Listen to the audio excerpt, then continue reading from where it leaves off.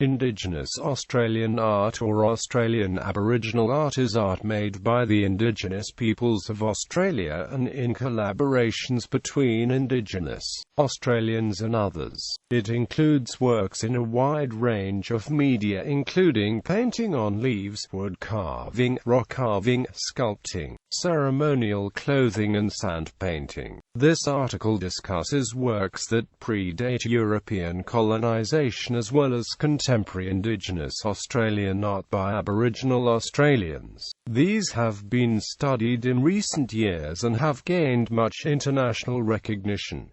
Traditional Indigenous art. There are several types of Aboriginal art, and ways of making art, including rock painting, dot painting, rock engravings, bark painting, carvings, sculptures, and weaving and string art.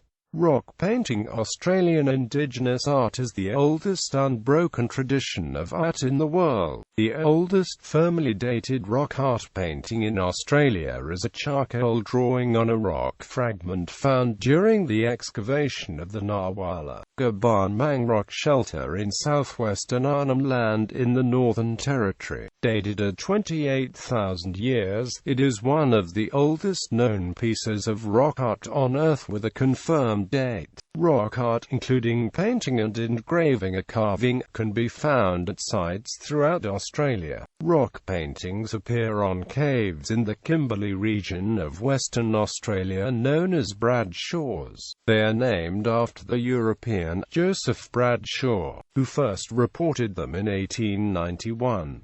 To Aboriginal people of the region they are known as Gwian Gwian or Gyro Gyro. Other painted rock art sites include Laura, Queensland, Ubia in the Kakadu National Park, Uluru, and Carnarvon Gorge. Aboriginal rock art has been around for a long period of time, with the oldest examples in Western Australia's Pilbara region and the Olari district of South Australia, estimated to be up to around 40,000 years old. Examples have been found that are believed to depict extinct megafauna such as Genuinus and Thylaclea, as well as more recent historical events, such as the arrival of European ships. Rock engravings. Rock engraving depends on the type of rock being used. Many different methods are used to create rock engravings. There are several different types of rock art across Australia, the most famous of which is Murujuga in Western Australia, the Sydney rock engravings around Plymouth in New South Wales, and the Panoramite rock art in Central Australia. The Sydney engravings, depicting carved animals and humans, have their own peculiar style not found elsewhere in Australia. The rock art at Murujuga is said to be the world's largest collection of petroglyphs and includes images of extinct animals such as the Thylacine activity prior to the last ice age until colonization is recorded. Papaya art. Papaya art consists of various paint colors like yellow, brown, red and white. These are traditional Aboriginal colors. Papaya paintings can be painted on anything, though traditionally they were painted on rocks, in caves, etc. The paintings were mostly images of animals or lakes, and the Dreamtime. Stories and legends were depicted on caves and rocks to represent the artist's religion and beliefs. On modern artwork, dots are generally applied with bamboo satay sticks. The larger flat end of bamboo satay sticks, the more commonly used for single application of dots to paintings, but the sharp pointier end is used to create fine dots. To create superimposed dotting, artists may take a bunch of satay sticks, dip the pointy ends into the paint and then transfer them onto the canvas in quick successions of dotting. Bark painting. Bark paintings are regarded as fine art, and today the finest art commands high prices on the international art in markets. The best artists are recognized annually in the National Aboriginal and Torres Strait Islander Art Award.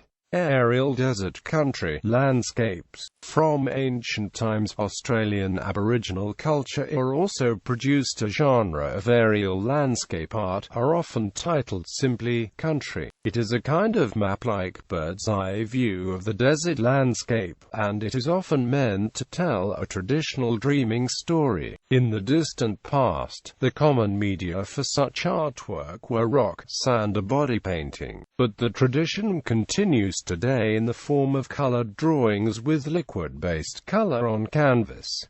Stone arrangements. Stone arrangements in Australia range from the 50 meters diameter circles of Victoria, with 1 meter high stones firmly embedded in the ground, to the smaller stone arrangements found throughout Australia, such as those near Yirrkala, which depict accurate images of the prows used by Macassan Trepang fishermen and spear throwers. See Aboriginal stone arrangements for more details.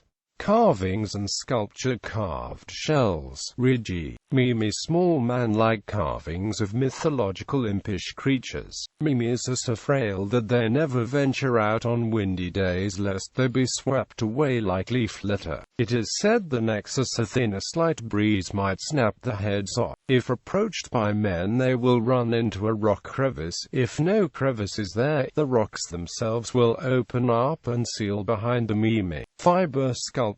Weaving and string art. Basket weaving. See Australian Aboriginal fibercraft. Necklaces and other jewelry, such as those from the Tasmanian Aborigines. Symbols. Certain symbols within the Aboriginal modern art movement retain the same meaning across regions, although the meaning of the symbols may change within the context of a painting. When viewed in monochrome, other symbols can look similar, such as the circles within circles, sometimes depicted on their own, sparsely, or in clustered groups, depending upon the tribe of which the artist is a member. Symbols such as campfire, tree, hill, digging hole, waterhole, or spring can vary in meaning. Use of the symbol can be clarified further by the use of color, such as water being depicted in blue or black. Many paintings by Aboriginal artists, such as those that represent a Dreamtime story, are shown from an aerial perspective. The narrative follows the lie of the land, as created by ancestral beings in the journey during creation. The modern-day rendition is a reinterpretation of songs, ceremonies, rock art and body art that was the norm for many thousands of years. Whatever the meaning, interpretations of the symbols should be made in context of the entire painting, the region from which the artist originates, the story behind the painting, and the style of the painting, with additional clues being the colors used in some of the more modern works, such as blue circles signifying water. Religious and cultural aspects of Aboriginal art. Traditional Indigenous art almost always has a mythological undertone relating to the dream time of Indigenous Australian artists. Wenton Rubuntu, an Indigenous landscape artist, says it is hard to find any art that is devoid of spiritual meaning. Doesn't matter what sort of painting we do in this country, it still belongs to the people, all the people. This is worship, work, culture. It's all dreaming. There are two ways of painting. Both ways are important because that's culture. Source: The Weekend Australian Magazine, April 2002. Storytelling and totem representation feature prominently in all forms of Aboriginal artwork. Additionally, the female form, particularly the female womb in X-ray style, features prominently in some famous sites in Arnhem Land. Graffiti and other destructive influences. Many culturally significant sites of Aboriginal rock paintings have been gradually desecrated and destroyed by encroachment of early settlers and modern-day visitors. This includes the destruction of art by clearing and construction work, erosion caused by excessive touching of sites, and graffiti. Many sites now belonging to national parks have to be strictly monitored by rangers, or closed off to the public permanently. Contemporary Indigenous art. Modern Aboriginal artists. In 1934, Australian painter Rex Batterby taught Aboriginal artist Albert Namatjira Western-style watercolour landscape painting, along with other Aboriginal artists at the Hermannsburg Mission in the Northern Territory. It became a popular style, known as the Hermannsburg School, and sold out when the paintings were exhibited in Melbourne, Adelaide and other Australian cities. Namatjira became the first Aboriginal Australian citizen, as a result of his fame and popularity with these watercolour paintings. In 1966, one of David Mallinger's designs was produced on the Australian $1 note, originally without his knowledge. The subsequent payment to him by the Reserve Bank marked the first case of Aboriginal copyright in Australian copyright law. In 1988, the Aboriginal Memorial was unveiled at the National Gallery of Australia in Canberra, made from 200 hollow log coffins, which are similar to the type used for mortuary ceremonies in Arnhem Land. It was made for the bicentenary of Australia's colonization, and is in remembrance of Aboriginal people who had died protecting the land during conflict with settlers. It was created by 43 artists from Ramingining and communities nearby. The path running through the middle of it represents the Glyde River. In that same year, the new Parliament House in Canberra opened with a forecourt featuring a design by Michael Nelson Tiakamara, laid as a mosaic. The late Rover Thomas is another well-known modern Australian Aboriginal artist. Born in Western Australia, he represented Australia in the Venice Biennale of 1991.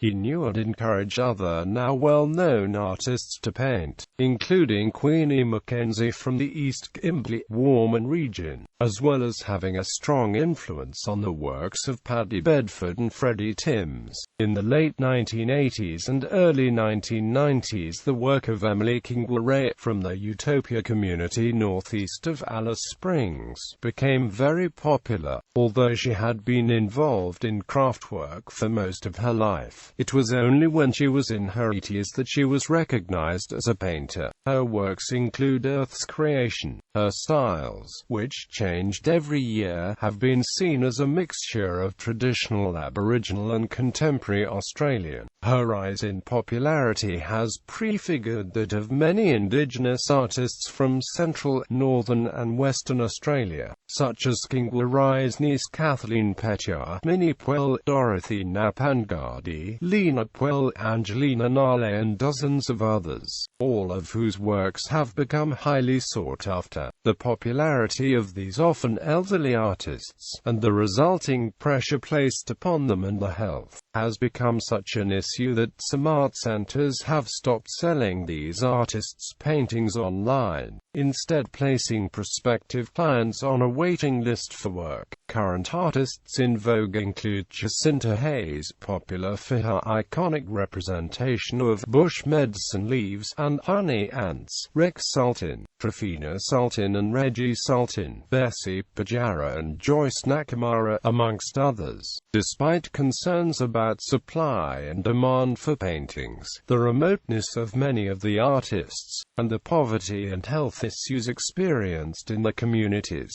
there are widespread estimates of an industry worth close to $500 billion Australian dollars each year, and growing rapidly. Papunyatula and dot painting. In 1971–1972, art teacher Geoffrey Barden encouraged Aboriginal people in Papunya, northwest of Alice Springs, to put their dreamings onto canvas. These stories had previously been drawn on the desert sand, and were now given a more permanent form. The dots were used to cover secret sacred ceremonies. Originally, the Tula artists succeeded in forming their own company with an Aboriginal name, Papunya Tula Artists Pty Limited. However, a time of disillusionment followed as artists were criticized by their peers for having revealed too much of the sacred heritage. Secret designs restricted to a ritual context were now in the marketplace, made visible to Australian Aboriginal painting. Much of the Aboriginal art on display in tourist shops traces back to this style developed at Papunya. The most famous of the artists to come from this movement was Clifford Possum Tupaltjari. Also from this movement is Johnny Warankula, whose Water Dreaming at Calipina twice sold at a record price, the second time being $486,500 in 2000. The Papunya collection at the National Museum of Australia contains over 200 artifacts and paintings, including examples of 1970s dot paintings. Issues: there have been cases of some exploitative dealers that have sought to profit from the success of the Aboriginal art movements. Since Geoffrey Bowden's time and in the early years of the Papunya movement, there has been concerns about the exploitation of the largely illiterate and non-English speaking artists. One of the main reasons the Yendamu movement was established, and later flourished, was due to the feeling of exploitation amongst artists. Many of the artists who played crucial roles in the founding of the art centre were aware of the increasing interest in Aboriginal art during the 1970s and had watched with concern and curiosity the developments of the art movement at Papunya amongst people to whom they were closely related. There was also a growing private market for Aboriginal art in Alice Springs. Artists' experiences of the private market were marked by feelings of frustration and a sense of disempowerment when buyers refused to pay prices, which reflected the value of the Yukapara showed little interest in understanding the story. The establishment of Warlu Kulongu was one way of ensuring the artists had some control over the purchase and distribution of the paintings. Other cases of exploitation include painting for a lemon. Artists have come to me and pulled out photos of cars with mobile phone numbers on the back. They're asked to paint 10 to 15 canvases in exchange for a car. When the Toyotas materialize, they often arrive with a flat tire, no spares, no jack, no fuel, preying on a sick artist. Even coming to town for medical treatment, such as dialysis, can make an artist easy prey for dealers wanting to make a quick profit who congregate in Alice Springs. Pursuing a famous artist, the late Emily Kingleray, Dot was relentlessly pursued by carpetbaggers towards the end of her career and produced a large but inconsistent body of work. Quote, according to Sotheby's, we take about 1 in every 20 paintings of hers, and with those we look for provenance we can be 100% sure of. Quote, in March 2006, the ABC reported art fraud had hit the Western Australian Aboriginal art movements. Allegations were made of sweatshop-like conditions, fake works by English backpackers, overpricing and artists posing for photographs for artwork that was not theirs. A detective on the case said, people are clearly taking advantage, especially the elderly people. I mean, these are people that, they're not educated, they haven't had a lot of contact with white people, they've got no real basic understanding, of the law and even business law. Obviously they've got no real business sense. $1 doesn't really have much of a meaning to them, and I think to treat anybody like that is it's just not on in this country. Call for ACCC to investigate Aboriginal art industry. ABC PM, the 15th of March. In August 2006, following concerns raised about unethical practices in the Indigenous art sector, the Australian Senate initiated an inquiry into issues in the sector. It heard from the Northern Territory Art Minister, Marion Scrimgeour, that backpackers were often the artists of Aboriginal art being sold in tourist shops around Australia. The material they call Aboriginal art is almost exclusively the work of fakers, forgers and fraudsters. The work hides behind false descriptions and dubious designs. The overwhelming majority of the ones you see in shops throughout the country, not to mention Darling, are fakes, pure and simple. There is some anecdotal evidence here in Darwin at least. They have been painted by backpackers working on industrial-scale wood production. The inquiry's final report made recommendations for changed funding and governance of the sector, including a code of practice. Aboriginal art movements and cooperatives. Australian Indigenous art movements and cooperatives have been central to the emergence of Indigenous Australian art, whereas many Western artists pursue formal training and work as individuals. Most contemporary Indigenous art is created in community groups and art centers. Many of the centers operate online art galleries where local and international visitors can purchase works directly from the communities without the need of going through an intermediary. The cooperatives reflect the diversity of art across Indigenous Australia, from the northwest region where ochre is significantly used, to the tropical north where the use of crosshatching prevails, to the Papunya style of art from the central desert cooperatives. Art is increasingly becoming a significant source of income and livelihood for some of these communities. Awards. The winners of the West Australian Indigenous Arts Awards were announced on the 22nd of August 2013.